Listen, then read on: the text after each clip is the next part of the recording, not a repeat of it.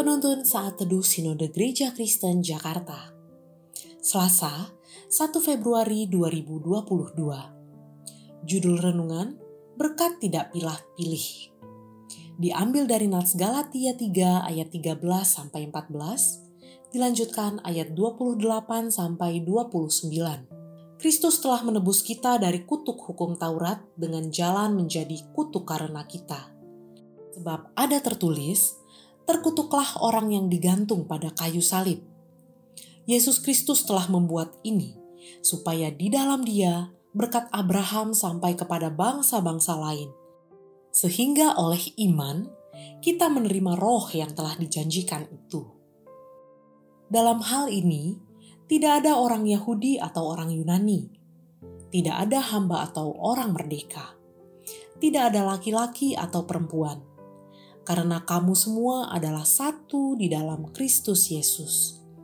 Dan jikalau kamu adalah milik Kristus, maka kamu juga adalah keturunan Abraham dan berhak menerima janji Allah. Hari raya yang diadakan di Indonesia sangat menarik. Sebab kita berada di negara yang sangat majemuk dan sangat beragam. Hari raya kelompok tertentu dapat menjadi perayaan bagi berbagai kelompok lain yang berbeda ras atau keturunan. Seperti perayaan Imlek ini. Dalam berbagai kesempatan, saya melihat bahwa pihak yang ikut merayakan Imlek bukan hanya orang Tionghoa saja, tetapi juga datang dari suku dan ras yang bukan Tionghoa. Dalam kebersamaan Imlek dengan saudara, kerabat, rohaniwan, dan pekerja lain, dalam keluarga saya, kebersamaan itu sebagian juga dihadiri oleh kerabat atau teman dari yang bukan Tionghoa. Kita semua bersuka cita bersama dalam perayaan.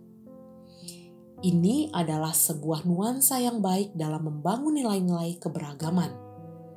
Dan harusnya cara pandang tidak pilih-pilih dalam berelasi dan menikmati perayaan terus dikembangkan apalagi sebagai orang Kristen.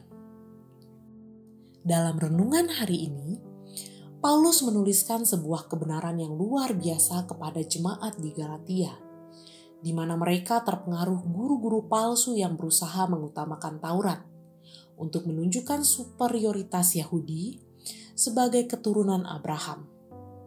Tetapi Paulus menunjukkan keselamatan yang dikerjakan Yesus telah menebus kita dari kutuk hukum Taurat dalam hal membeda-bedakan antar suku dan ras. Dan melalui penyelamatan Yesus, berkat Abraham sampai kepada bangsa-bangsa lain.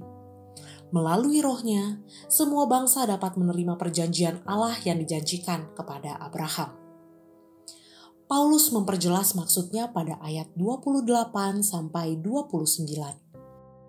Bahwa di dalam Yesus tidak ada lagi perbedaan antara Yahudi maupun Yunani, hamba atau orang merdeka, laki-laki dan perempuan.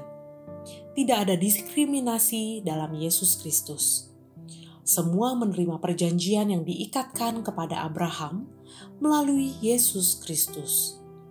Siapapun yang percaya kepada Yesus menjadi keturunan Abraham dan menerima janji Allah sebagai umatnya. Tidak memilah atau memilih berdasarkan latar belakang dalam membagikan berkat adalah ciri utama dari seorang Kristen. Sebab orang Kristen telah menerima berkat terbesar, yaitu Yesus Kristus dalam hidupnya. Berkat-berkat materi yang diterimanya dapat menjadi sebuah sukacita yang dibagikan kepada semua orang dengan latar belakang yang berbeda. Dan di dalam hari raya Imlek ini juga kesempatan bertemu dengan berbagai latar belakang, baik ras, suku, sosial, ekonomi, pendidikan.